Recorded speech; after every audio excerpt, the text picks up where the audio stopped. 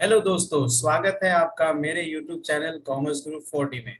तो दोस्तों, जैसे मैंने वादा किया है, मैं आपको कंप्लीट कॉन्सेप्ट क्लैरिटी पर अलग अलग टॉपिक्स पर वीडियो लेके आऊंगा। तो आज के इस कंप्लीट कॉन्सेप्ट क्लैरिटी में आज का हमारा जो टॉपिक है वो है अकाउंटिंग फॉर शेयर कैपिटल का थ्योरी पोर्शन। तो अभी पिछली वीडियो में हमने काइंड्स ऑफ कंपनी के बारे में किया। आज हम करेंगे इस वीडियो में शेयर्स और शेयर से रिलेटेड थ्योरी पोर्शन को। तो बच्चों, एमसीक्यूज बेस्ड क्वेश्चन पेपर के लिए थ्योरी पेपर जो है, हमारा थ्योरी पोर्शन जो है वो बहुत ही ज्यादा इंपॉर्टेंट हो गया है। तो इसीलिए अब कंपनी अकाउंट से रिलेटेड जितना भी थ्योरी पोर्शन है उसको सीरियसली करना बहुत जरूरी हो गया है। तो बच्चों, शुरू करते हैं। हमारा आज का जो टॉपिक है वो है शेयर और शेयर कैपिटल से रिलेटेड अपना थ्योरी पोर्शन। तो चलिए शुरू करते हैं। तो सबसे पहले बात करेंगे कि शेयर का मीनिंग और इसके टाइप्स कितने होते हैं। तो अगर हम हिंदी का इसका मीनिंग की बात करें बच्चों, तो शेयर का मतलब होता है अंश, मतलब किसी चीज का हिस्सा। तो यहाँ हम कंपनी के पॉइंट ऑफ व्यू से शेयर का क्या मतलब लेंगे कि share is a part of total capital of the company. मतलब एक कंपनी की जो टोटल कैपिटल होती है, जो टोटल फंड होता है जो वो रेज करेगी थ्रू शेयर्स, उसका एक स्मॉलेस्ट पार्ट जो होता है उसे हम शेयर कहते हैं। उसे हम क्या कहते हैं? शेयर कहते हैं। जब एक शेयर कोई भी खरीदेगा कंपनी का, तो वो शेयर जो होता है वो कंपनी में उसकी ओनरशिप को रिप्रेजेंट करेगा। इट मींस बच्चों से, अगर मान लो आपके पास कुछ पैसा पड़ा हुआ है और आपको किसी कंपनी का ओनर बनना है, बट आप कंपनी फॉर्म नहीं कर पा रहे हो, तो आप किसी कंपनी के शेयर को खरीद के उसमें कुछ ओनरशिप ले सकते हैं। तो शेयर का क्या मतलब हुआ? टोटल कैपिटल का एक छोटा सा पार्ट, हिस्सा। और ये शेयर रिप्रेजेंट करता है कंपनी में आपकी ओनरशिप को। तो जो लोग शेयर खरीदते हैं उनको शेयर होल्डर बोला जाता है। क्या बोला जाता है? Share holder. और इन्हीं को कंपनी का ओनर भी बोला जाता है। क्या बोला जाता है? ओनर। क्योंकि शेयर खरीदने से कंपनी में आपकी बन जाती है ओनरशिप। तो ओनरशिप बन गए तो आपको ओनर भी बोला जाएगा। अब उसके बाद बात करते हैं कि फॉर एग्जांपल सपोज मान लो कि एक कंपनी की टोटल कैपिटल 20 लाख रुपए है और उसको हमने डिवाइड किया है small part of 100 rupees each. इसका मतलब इस कैपिटल के हमने टुकड़े कर दिए। 20 लाख रुपए के 100 रुपए का एक टुकड़ा किया तो कितने टुकड़े बन जाएंगे? 20,000 शेयर्स बन जाएंगे। सो इट मींस यहाँ पर एक शेयर की वैल्यू 100 बना। तो smallest part of total capital को ही क्या बोला गया है? शेयर बोला गया है। तो होपफुली आपको सब समझ में आ रहा होगा बच्चों। मेरा यहाँ पर मकसद यही है कि आपको टॉपिक से रिलेटेड क्लियर कर देना कि वो टॉपिक कह क्या रहा है, क्योंकि उसी के बेसिस पर हमारे एमसीक्यूज बनने वाले हैं। और एमसीक्यूज को क्रैक करना इजी भी है और मुश्किल भी है। तो अगर क्लियर रखोगे अपने फंडे को तो डेफिनेटली आप हर कॉन्सेप्ट को क्लियर करके आगे अपने एमसीक्यूज क्वेश्चंस को क्रैक कर पाओगे। तो वही 20,000 शेयर्स बन गए हैं। तो जो स्मॉल पार्ट है 100 रुपीज का, वही शेयर बोला जाएगा एक कंपनी का। तो शेयर बेसिकली कुछ नहीं है बच्चों, जो टोटल कैपिटल होती है उसके जब छोटे छोटे पार्ट कर दिए जाते हैं, स्मॉलेस्ट पार्ट और यूनिट को ही बोला जाता है शेयर। और जब शेयर खरीद लेते हैं हमारे जैसे लोग, पब्लिक, तो वो बन जाते हैं शेयर होल्डर, जिनको कंपनी का ओनर भी बोला जाता है। क्या बोला जाता है? ओनर। तो बच्चों, शेयर जो होते हैं वो एक तरह के गुड्स आइटम की तरह ही होते हैं, जैसे कि बाकी अदर गुड्स होते हैं जिनको खरीदा और बेचा जाता है अपनी जरूरत के हिसाब से। ऐसे शेयर भी गुड्स की तरह ही होते हैं under sales of goods act 1930। और शेयर्स को इजिली ट्रांसफर भी किया जा सकता है from one person to another. अब आगे चलते हैं बच्चों कि शेयर्स कितने तरह के होते हैं। तो अगर हम कंपनी एक्ट के सेक्शन 43 की बात करें तो उसमें कहा कि कोई भी अगर कंपनी होती है तो दो तरह के शेयर वो इशू कर सकती है। कौन कौन सा? पहला है हमारे पास इक्विटी शेयर और दूसरा है हमारे पास प्रेफरेंस शेयर। तो दूसरा कौन सा है? प्रेफरेंस। तो बच्चों बहुत अच्छे से याद रखें कि टू टाइप्स ऑफ शेयर्स हैं जो कंपनी इशू कर सकती है, इक्विटी शेयर और प्रेफरेंस शेयर। अब हमें आगे ये समझना है कि हमारा इक्विटी शेयर क्या होता है और हमारा प्रेफरेंस शेयर क्या होता है। तो इक्विटी शेयर और प्रेफरेंस शेयर में डिफरेंस हम करने जा रहे हैं या उसके बारे में पढ़ने जा रहे हैं अच्छे से। तो देखो बच्चों, इक्विटी शेयर्स क्या होते हैं? इक्विटी शेयर्स वो शेयर होते हैं जिनको कुछ प्रेफरेंस नहीं मिलती है। मतलब कुछ प्रेफरेंशियल राइट्स होते हैं जो प्रेफरेंस शेयर होल्डर को मिलते हैं। वो जब प्रेफरेंशियल राइट इक्विटी शेयर्स में नहीं दिए जाते हैं तो उन्हें ही बोला जाता है इक्विटी शेयर। अब एक बात और यहाँ पे बताने वाली है बच्चों कि शेयर्स में जब आप लोग पैसा इन्वेस्ट करते हैं, लगाते हैं किसी कंपनी के शेयर्स में, तो कंपनी आपको जो रिटर्न देती है वो रिटर्न डिविडेंड बोला जाता है। क्या बोला जाता है? डिविडेंड। डिविडेंड का मतलब होता है प्रॉफिट का एक हिस्सा जो शेयर होल्डर को पे करेगी company at the end of the financial year. तो इक्विटी शेयर क्या है? The share which are not preference shares, मतलब जो प्रेफरेंस शेयर्स नहीं है और जिनको जो प्रेफरेंस राइट है वो नहीं मिलते हैं, उन्हें हम कहते हैं इक्विटी शेयर। अब बात हम करते हैं प्रेफरेंस शेयर क्या है। देखो प्रेफरेंस वर्ड प्रेफर से लिया गया है। इसका मतलब हम किसी एक चीज को छोड़ के दूसरी को प्रेफर करते हैं। तो यहाँ पे प्रेफरेंस शेयर का क्या मतलब हुआ? The share which get preferential right in respect of what, मतलब प्रेफरेंस शेयर्स वो शेयर्स होते हैं जिनको दो प्रेफरेंशियल राइट मिलते हैं। किस चीज के बारे में? कि उन्हें डिविडेंड, मतलब जो उनका रिटर्न रहेगा वो फिक्स रेट से मिलेगा, जैसे कि 10% या 5%, और इक्विटी से पहले मिलेगा। मतलब they have a right to get the dividend at the fix rate and before equity share. It means अगर कंपनी को प्रॉफिट हो रहा है, प्रॉफिट में से सारे खर्चे माइनस करने के बाद जो डिविजिबल प्रॉफिट आ जाता है, उस प्रॉफिट में से कुछ रिजर्व रखने के बाद सबसे पहले हम क्या करेंगे? अपने प्रेफरेंस शेयर होल्डर्स के लिए डिविडेंड रखेंगे, उसके बाद इक्विटी के लिए रखा जाएगा। और दूसरा यहाँ पर जो प्रेफरेंशियल राइट मिलता है प्रेफरेंस शेयर्स को, वो है repayment of capital on winding up of a company. अब देखो बच्चों, आपने शेयर्स के थ्रू पैसा इकट्ठा किया है तो वो पैसा वापस भी करना होगा। तो पैसा वापस किया जाता है शेयर्स का जब कंपनी बंद होती है। तो कंपनी जब बंद होगी तो कंपनी देखेगी किसको कितना पैसा देना है। तो यहाँ पर प्रेफरेंशियल शेयर्स को दो राइट्स मिले हैं, एक तो डिविडेंड मिलेगा फिक्स रेट पर, वो भी इक्विटी से पहले, दूसरा वाइंडिंग के टाइम पर उनकी कैपिटल की पेमेंट इक्विटी से पहले की जाएगी। तो अगर ये दोनों राइट्स नहीं मिलेंगे तो वो किस तरह के शेयर्स बोले जाएंगे? इक्विटी शेयर्स बोले जाएंगे। तो होपफुली आपको समझ में आया कि इक्विटी और प्रेफरेंस में क्या डिफरेंस है। अगर हम प्रेफरेंस की बात करें तो वहां पर डिविडेंड के लिए फिक्स रेट है और इक्विटी से पहले मिलता है, उनकी कैपिटल का पेमेंट भी इक्विटी से पहले किया जाएगा। तो इक्विटी शेयर्स क्या है? जिनको तो ये प्रेफरेंशियल राइट्स नहीं मिलेंगे।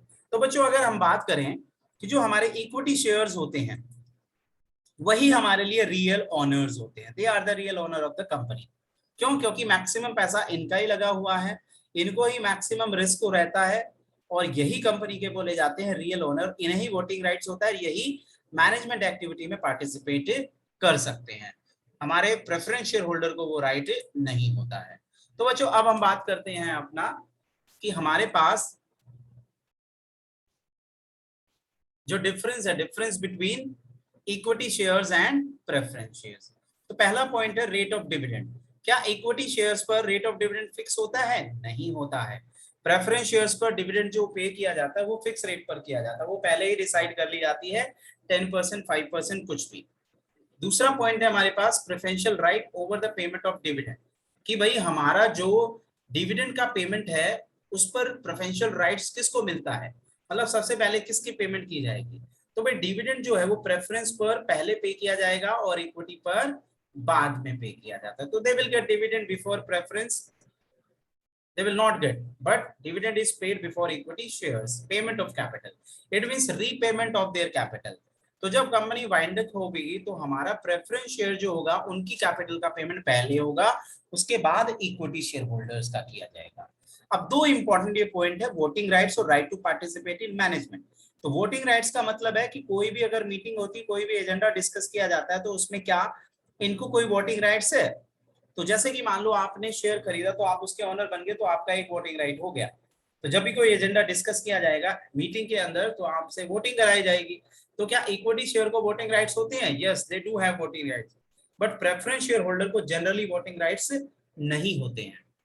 Right to participate in management activity, तो डे टू डे बिजनेस को मैनेज करने से रिलेटेड क्या कोई राइट अवेलेबल है इक्विटी शेयर को? Yes, they have full right to participate, but हमारे प्रेफरेंस शेयर होल्डर के पास कोई ऐसा राइट नहीं है, because they are not the real owner of the company. तो ये बात थी हमारी इक्विटी शेयर और प्रेफरेंस शेयर्स की। अब हम बात करेंगे कि प्रेफरेंस शेयर्स भी कई तरह के होते हैं, टाइप्स ऑफ प्रेफरेंस शेयर। देखो बच्चों, हम थ्योरी पे इतना फोकस क्यों कर रहे हैं? क्योंकि थ्योरी इतना इंपॉर्टेंट हो गया है एमसीक्यूज पेपर के आने से, क्योंकि ज्यादातर एमसीक्यूज बनेंगे हमारे थ्योरी पोर्शन में से ही। तो इसीलिए अब हर टॉपिक की थ्योरी को हमें करना बहुत जरूरी है। तो यहाँ पे प्रेफरेंस शेयर्स जो है वो भी कई तरह के होंगे, तो उनको भी डिस्कस कर लेते हैं हम एक बार। सबसे पहला है पॉइंट क्यूमुलेटिव प्रेफरेंस शेयर। देखो क्यूमुलेटिव की बात करें अगर बच्चों, क्यूमुलेटिव का मतलब होता है भाई इकट्ठा होना, एक्यूमुलेट करना। तो इस तरह के प्रेफरेंस शेयर में क्या होता है कि इनके पास एक राइट अवेलेबल होता है कि अगर इनका पास्ट ईयर्स में ड्यू टू लेस प्रॉफिट अगर डिविडेंड नहीं पे किया गया था, तो आने वाले टाइम में जब अच्छे प्रॉफिट्स होंगे तो इनका एरियर्स ऑफ डिविडेंड भी इन्हें पे किया जाएगा। तो यहाँ समझने वाली सिर्फ यही बात है कि इनके पास ये राइट्स है कि they will get their arrears of dividend in the future years. और न्यून क्यूमुलेटिव क्या रहेगी, ये इस तरह के प्रेफरेंस शेयर्स है जिनको सिर्फ और सिर्फ अपने करंट ईयर्स वाले डिविडेंड को ही पे किया जाएगा। जो अगर पिछले साल इनका डिविडेंड नहीं पे किया, एरियर था, तो उन्हें पेमेंट नहीं करेंगे, क्योंकि जनरली इसको नेट प्रॉफिट में से पे किया जाएगा इस तरह के प्रेफरेंस शेयर्स होल्डर के लिए डिविडेंड। तो क्यूमुलेटिव में क्या हुआ कि भाई एरियर्स ऑफ डिविडेंड पे किया जा सकता है, नॉन क्यूमुलेटिव में एरियर्स पे नहीं किया जाएगा। अब बात करते हैं पार्टिसिपेटिंग प्रेफरेंस शेयर। पार्टिसिपेट का मतलब है कि भाग लेना। अब किस चीज में भाग लेना, कि सपोज एक कंपनी है, उसको अच्छे प्रॉफिट हो रहे हैं, सारे खर्चे करने के बाद, सारा डिस्ट्रीब्यूशन करने के बाद डिविडेंड का, इक्विटी और प्रेफरेंस का भी, उसके बाद भी कुछ सरप्लस अमाउंट ऑफ प्रॉफिट रह जाता है। अब कंपनी कहती है कि इसमें आपका राइट है। तो पार्टिसिपेटिंग प्रेफरेंस शेयर्स वो हो गए जिनका राइट है सरप्लस अमाउंट ऑफ प्रॉफिट में। बट नॉन पार्टिसिपेटिंग क्या रहेंगे, जिनका सरप्लस अमाउंट ऑफ प्रॉफिट में कोई भी पार्टिसिपेशन नहीं होगा। They will only get their dividend of the current year only.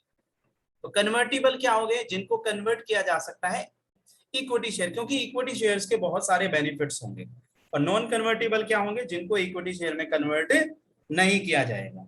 Redeemable, अब रिडीम एक वर्ड होता है जिसका मतलब होता है रीपेमेंट करना। तो अभी बच्चों देखा आपने कि भाई हमारे जो शेयर्स होते हैं उनकी जो रीपेमेंट होती है वो कंपनी की वाइंडिंग के टाइम पे होती है।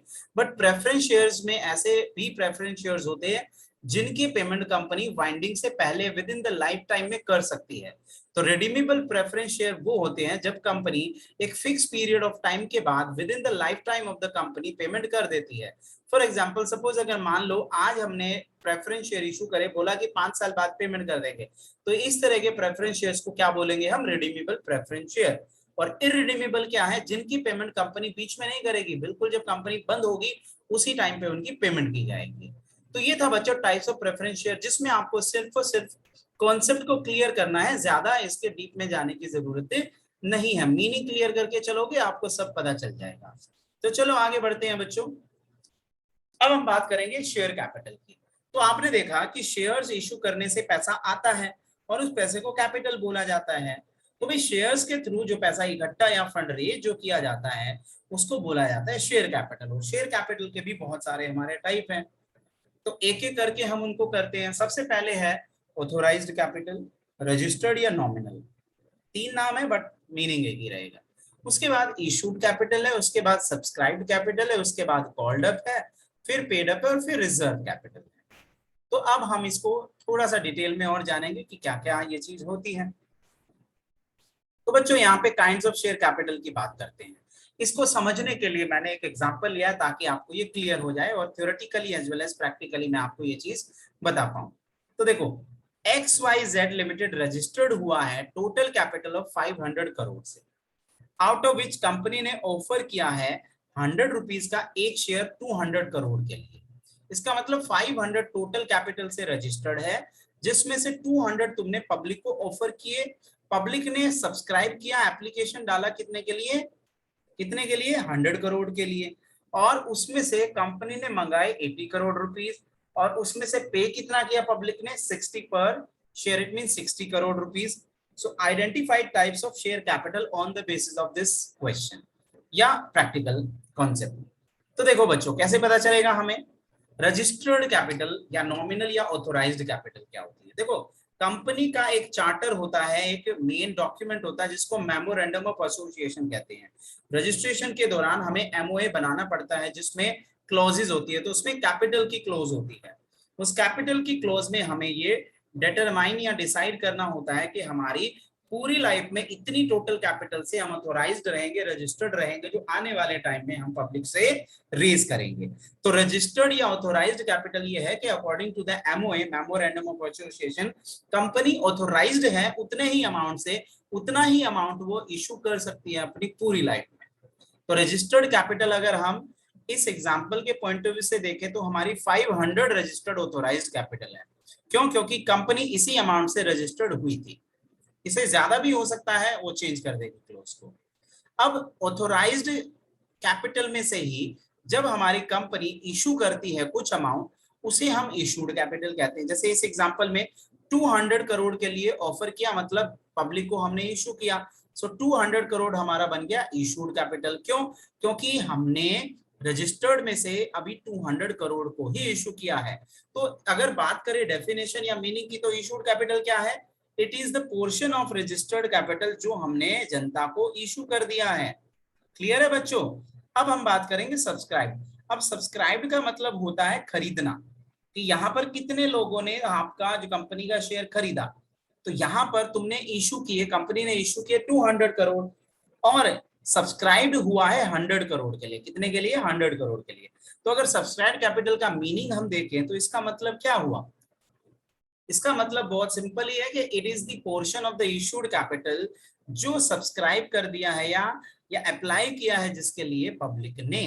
तो 100 crore is the subscribe capital because public only made application for these shares. It means हमारी एप्लीकेशन 100 करोड़ के लिए आई, हमने भले ही 200 करोड़ इशू किए, हमारा क्वेश्चन कितने से चलेगा? 100 करोड़ से चलेगा।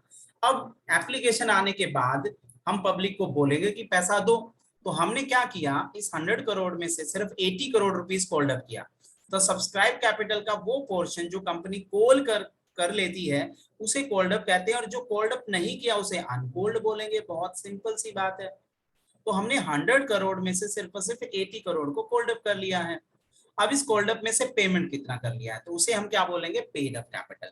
तो क्वेश्चन के हिसाब से यहाँ पर 60 करोड़ रुपीस पे किया गया, तो 60 crore is your paid up capital. क्योंकि यही अमाउंट है जो शेयर होल्डर ने पे किया है, जितना हमने मंगवाया है। तो बच्चों ये था हमारा टाइप्स ऑफ शेयर कैपिटल, जिसमें रजिस्टर्ड या नॉमिनल या ऑथोराइज्ड पहले नंबर पर, दूसरे नंबर पर इशूड रहेगा, तीसरे पे सब्सक्राइब, फिर कॉल्ड अप और फिर पेड अप।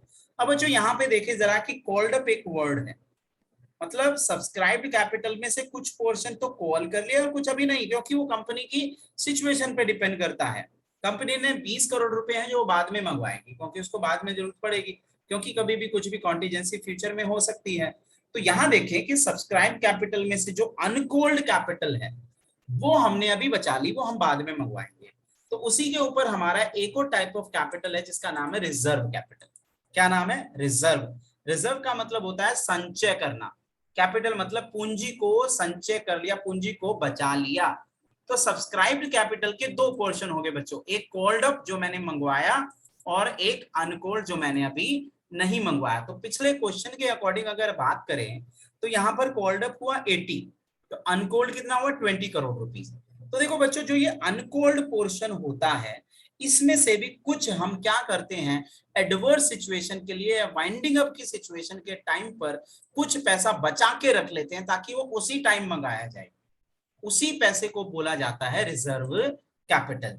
तो रिजर्व कैपिटल इसमें से बनाया 10 करोड़, मतलब अनकॉल्ड पोर्शन का 10 करोड़ रुपए हमने रिजर्व में रख लिया, जिसको हम बोलेंगे रिजर्व कैपिटल। क्या बोलेंगे? Reserve capital. तो मीनिंग क्या हुआ?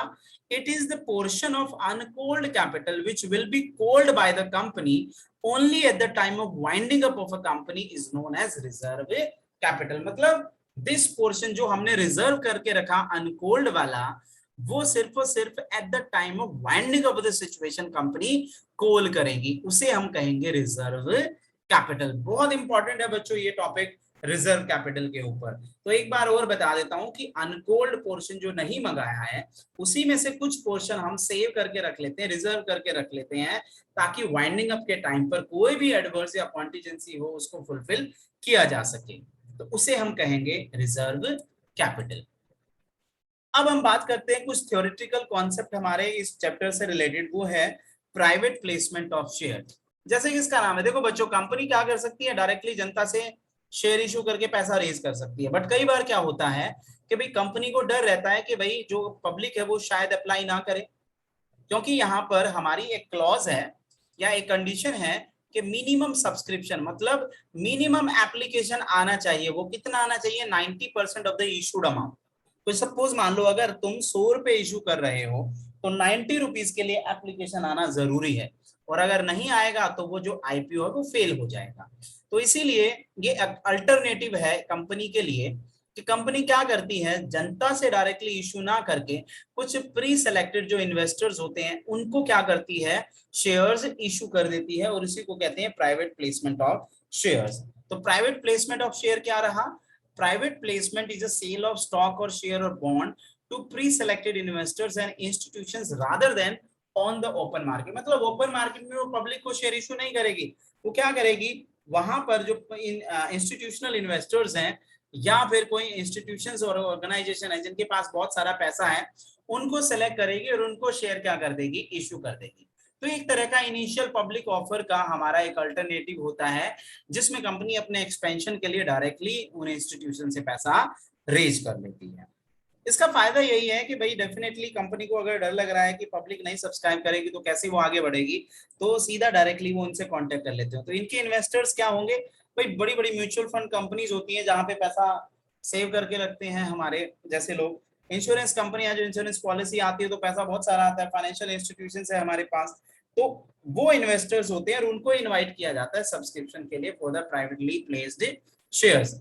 तो प्राइवेट प्लेसमेंट ऑफ शेयर कुछ भी नहीं है कि ओपन मार्केट में डायरेक्टली जनता को शेयर इशू ना करके कुछ सिलेक्टेड मेंबर या इन्वेस्टर्स को कर दिया जाता है, उसे प्राइवेट प्लेसमेंट ऑफ शेयर बोला जाता है। तो ये भी एक थ्योरेटिकल कॉन्सेप्ट है जो जरूरी है। आगे बढ़ते हैं, आगे एक और टॉपिक है हमारा, उसका नाम है एम्प्लॉय स्टॉक ऑप्शन प्लान या एम्प्लॉय स्टॉक ओनरशिप प्लान। मतलब हमारे जो एम्प्लॉय होते हैं उन्हें स्टॉक या शेयर्स खरीदने का एक प्लान है कि ताकि वो एम्प्लॉय ना रहकर हमारी कंपनी के ओनर बन जाए। तो देखो बच्चों, हमारी कंपनी के अंदर बहुत सारे इंपॉर्टेंट एम्प्लॉयज होते हैं जो कंपनी के लिए अपना पसीना बहाते हैं।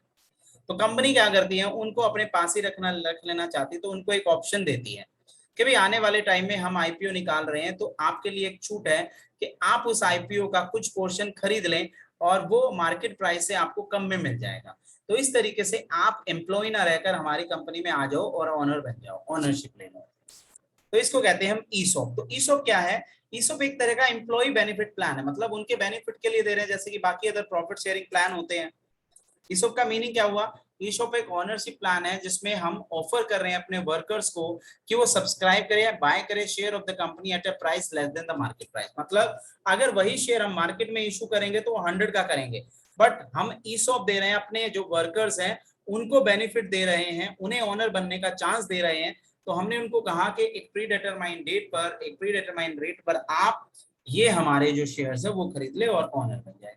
तो इसका फायदा क्या होगा, बेसिकली फायदा तो इसका बहुत होगा कि हमारे जो एम्प्लॉय हैं वो कंपनी के इंटरेस्ट के लिए बार बार सोचेंगे क्योंकि वो अब वर्कर ना रहकर ओनर बन गए हैं।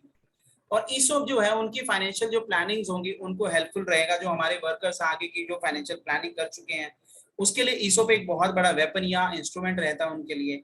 ईसॉप एनकरेज करता है एम्प्लॉय को कि वो अपना बेस्ट दे, क्यों, शेयर होल्डर्स के लिए, क्योंकि अब वो खुद भी तो शेयर होल्डर है।